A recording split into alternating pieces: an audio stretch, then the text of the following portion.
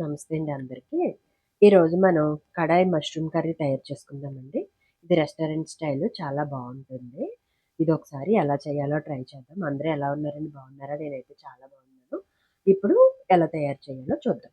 ముందుగా వేడి నీళ్ళు తీసుకోవాలండి.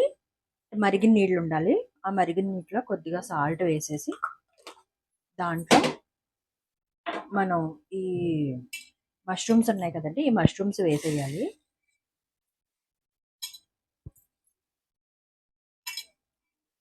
దీంట్లోనే కొద్దిగా పసుపు వేద్దాం. దీన్ని ఇలా 2-3 నిమిషాలు ఉడకనివ్వాలండి. వేడి నీళ్ళలో మష్రూమ్స్ 2-3 నిమిషాలు తెరలాలన్నమాట. తెరలి ఉడకాలన్నమాట.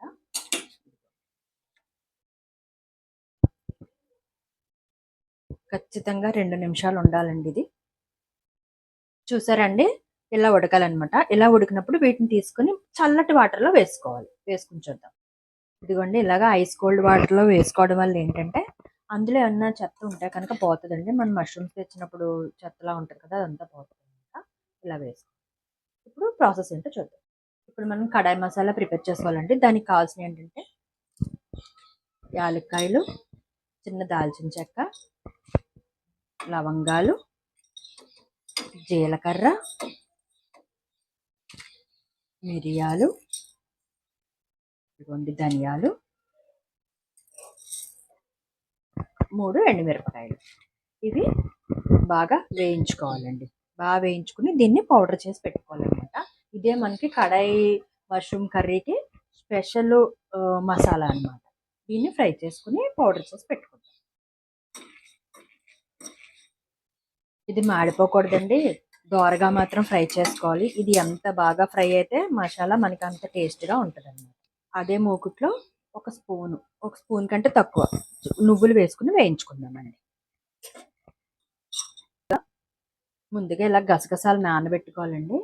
నానబెట్టిన గసగసాలు, వేయించుకున్న నువ్వులు, దాంట్లో కొంచెం జీడిపప్పు, ఒక టమాటా ముక్క వేసుకుని దాన్ని మనం పేస్ట్లా చేసుకుందాం. ఇదిగోండి, మనం డ్రై ఫ్రై చేసుకున్న ఇవి ఇలాగ బరకగా చేసుకోవాలి, పౌడర్ చేసుకోవాలి. డ్రై ఫ్రై చేసుకున్నాయండి. తర్వాత నువ్వులు, జీడిపప్పు, టమాటా వేసి ఇలాగ పేస్ట్లా చేసుకోవాలి. ఇప్పుడు కూర ప్రాసెస్ స్టార్ట్ చేసేద్దాం. మనం ఏదైనా రెస్టారెంట్ స్టైల్ చేసుకుంటాం కదండి, కాస్త నూనె ఎక్కువే పడుతుంది. ఇదిగోండి, పొయ్యి మీద గిన్నె పెట్టుకుని దాంట్లో ఆయిల్ వేసుకోండి. ఆయిల్ మరిగిన తర్వాత ఆనియన్స్ వేద్దాం.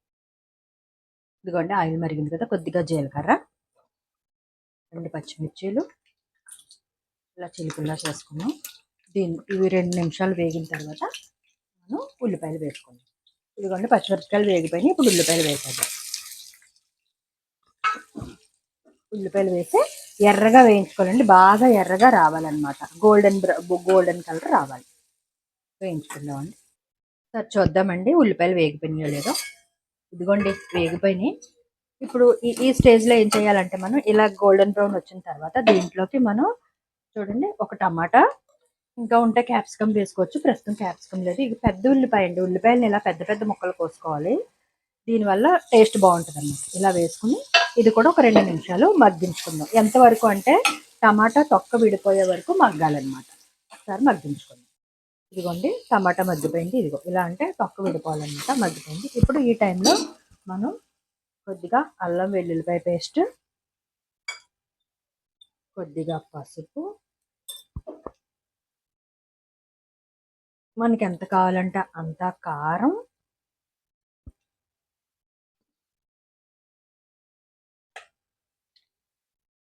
కొద్దిగా జీలకర్ర పొడి, 1 స్పూన్ ధనియాల పొడి వేసి ఒక్కసారి వేపుకుందాం అన్నమాట. ఇప్పుడు మనం ఇది వేపుకున్న తర్వాత దీంతో పాటు కొద్దిగా సాల్ట్ వేసుకుందామండి. కూరకి ఎంత సరిపడాలో అంత సాల్ట్ ఇక్కడ వేసేసుకుందాం. నేను ఉప్పు కారాలు చాలా తక్కువ తింటానండి. ఆల్రెడీ మీకు చెప్పాను కదా, నేను ఉప్పు కారాలు తక్కువగా తింటాను. ఇది ఒకసారి వేపుకుందాం దగ్గర. ఇదిగోండి, వేగిపోయింది.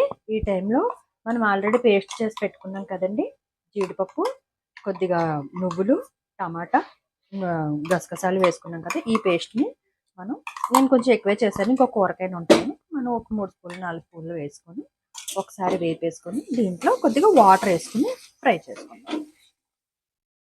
వేసిన మసాలా ముద్ద ఉడకాలి కదండి, దానికోసం ఇదిగోండి కొద్దిగా వాటర్ వేస్తున్నాను.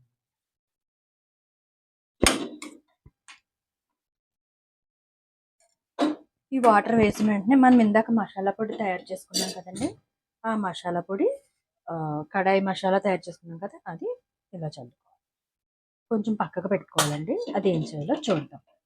చల్లుకుని ఇది ఆయిల్ వీడే వరకు కొద్దిగా ఉడికించుకుందాం. చూడండి ఇలా ఉడికింది కదా, ఈ ఉడికినప్పుడు ఇప్పుడు మనం మష్రూమ్స్ చల్లనీళ్ళలో మనం పెట్టుకుని ఉంచుకున్నాం కదండి, ఆ మష్రూమ్స్ ఇప్పుడు వేద్దాం.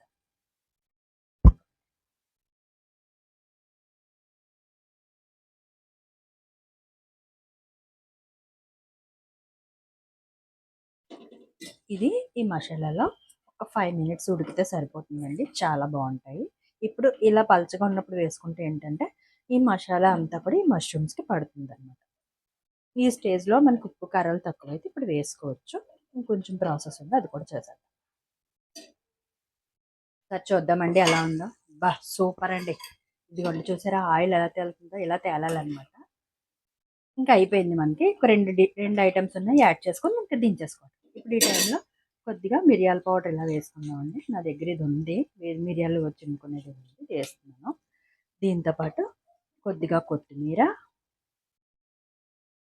ఇందాక మనం కొద్దిగా ఉంచుకున్నాం కదండి ఈ మసాలా, ఇది ఒక హాఫ్ స్పూన్ ఇలా వేసుకొని అసలు స్పెషల్ ఇంగ్రీడియంట్ ఇప్పుడు వేసుకుందామండి. ఇందులో బటర్ ఉంటే బటర్ వేసుకోవచ్చు, నా దగ్గర బటర్ లేదు, అందుకే నెయ్యి వేస్తాను. ఒక హాఫ్ స్పూన్ నెయ్యి అనమాట.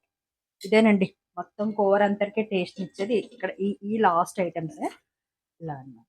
ఇదిగోండి ఒక్కసారి కలిపేసుకుని ఇంక దీన్ని ఎక్కువ ఉడికించాల్సిన పని ఉండదు, ఇంకంతే. దీన్ని డిష్ అవుట్ చేసేసుకోండి.